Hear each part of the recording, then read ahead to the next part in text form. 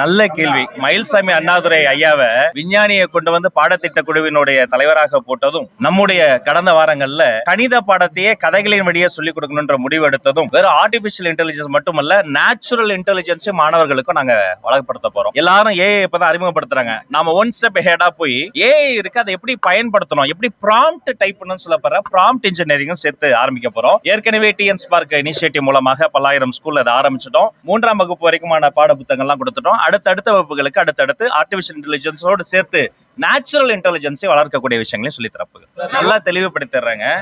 மாண்புமிகு தமிழ்நாடு முதலமைச்சர் அவர்கள் மாநிலம் விட்டு மாநிலமோ தேசிய பிரச்சனைக்கோ நதிநீர் பிரச்சனைக்கோ எங்க போவதாக இருந்தாலும் முதல்வர் அவர்கள் மட்டும்தான் சொல்வார்.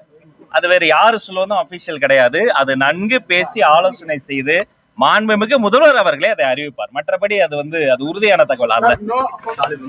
இல்ல, அந்த சமீபத்துல நடந்த சம்பவத்தை நானுமே விசாரித்து பார்த்தேன். உண்மையிலேயே ஒரு பிரெயின் ஹேமரேஜால தான் இறந்ததாக தகவல் வந்திருக்கிறது. அது இல்லாம அது சப்ஜுடிஸா இருக்கு. யார் தவறு செய்தாலும் நெற்றிக்கண் திறப்பின குற்றமே. ஒருவேளை அதிகாரிகள் தவறு செய்திருந்தால் கடுமையான நடவடிக்கை எடுப்போம். எந்த பாரபட்சம் பார்க்கக்கூடிய பழக்கமே எங்களுடைய முதல்வர் கிடையாது. ஆனா அது முதல் கட்டத்துல இருக்கு. அடுத்த அந்த பகுப்பாய்வு விவரங்கள் அதெல்லாம் சப்ஜுடிஸ் தான் முடிந்து சரியான விஷயம் நடக்கும். இந்த குழந்தை மைய கல்வி என்பது என்னன்னா, இதுவரைக்கும் இல்லாத வகையில அவங்கள முன்னிலைப்படுத்தி தான் இந்த பாடத்திட்டத்தை உருவாக்கி இருக்கிறோம்.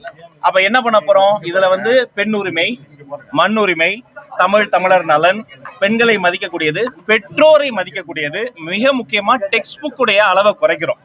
அப்ப புத்தக சுமையை குறைத்து மனச்சுமையை குறைக்கிறோம். இதற்கு ஒரு கால அவகாசம் தேவைப்படும். எனவே அது குறிப்பிட்ட கால இடைவெளியில் பீரியாடிக்கலா மறுபடியும் அந்த கமிட்டியை நாங்கள் ஹை லெவல் கமிட்டியை கூட்டி வெகு விரைவில் தமிழ்நாட்டினுடைய மொத்த கல்வி திட்டமும் குழந்தை மைய கல்வியா மாறப்போகிறது. புதிய காலம் பிறக்க போகிறது. தெளிவா சொல்லிடுறேன். நீட் ஒழிப்பு நிரந்தர தீர்வு. கல்வியை மாநில பட்டியலுக்கு கொண்டு வந்தாதான் அந்த பிரச்சனையை தீர்க்க முடியும். ஃபேர்நீட் அல்ல, பேன்நீட் தான் டிவிகேவினுடைய நிலைப்பாடு. முறைப்படி பல இடங்கள்ல இன்றைய தினம் இளைஞர்கள் போராடுறாங்க. அவர்களுக்கு எங்களுடைய முழுமையான ஆதரவு, சாலிடாரிட்டியை நாங்க சொல்லிடுறோம். அங்கும் இங்குமாக யாராவது காவல்துறையினர் இளைஞர்கள் மீது மாணவர்கள் மீது பலவந்தமாக நடவடிக்கை எடுத்தா அவர்களுக்கெல்லாம் அறிவுறுத்தி இருக்கிறோம். காவலர்கள் இளைஞர்களை அச்சுறுத்தவோ அவர்களை அவர்கள் மீது வன்முறை செலுத்தவோ கூடாது. எந்த வகையிலும் காவலர்களை இளைஞர்களை அச்சுறுத்த கூடாது. முழுமையாக இளைஞர்களின் போராட்டத்திற்கு டிவிக்கு முழுமையாக ஆதரவு தெரிவிக்கிறது. அவர்களினுடைய போராட்டம், இது இளைஞர்களின் போராட்டம், வேற யாருடைய போராட்டம் இல்லாம அதை வேற யாருமே அவர்களுக்கு எதுவுமே எந்த தொந்தரவும் தராம இருக்கிறதா நல்லது. அவர்களுக்கு எங்களுடைய ஆதரவை தெரிவிக்கிறோம். இல்ல, நாங்களே சொல்லிட்டோமே, முழு ஆதரவு.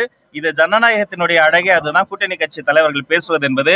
இதற்கு முன்னால் இருந்த அரசுகளை போல கூட்டணி கட்சிகள் எங்களை தாண்டி பேசக்கூடாதுலாம் கிடையாது. நாங்க எத்தனை பேருக்கு பர்மிஷன் கொடுத்திருக்கோம், எத்தனை இடங்கள்ல கூட்டங்கள் நடக்குது, அவங்களுடைய கூட்டங்களுக்கு நாங்க பாதுகாப்பே கொடுத்திருக்கிறோம். எனவே முழு ஆதரவு, இளைஞர்களினுடைய போராட்டத்திற்கு டிவிக்கே முழு ஆதரவு. அதான் என்னையும் அது பதிலுக்கு பதில் சொன்னா நல்லா இருக்காது. அது அப்புறம் நம்மளுக்குள்ள சண்டை போட்டுக்கிட்டு இருந்தா அது நோக்கம் சதஞ்சு போயிடும். அந்த கூட்டத்தினுடைய நோக்கமே நீட்டுக்கு எதிரான கூட்டம் தான். அதனால ஒரு நாள் ரஞ்சித் அவர்களின் நம்பிக்கையும் வெல்லும்படி வேலை செய்து காட்டுவதா இருப்பது.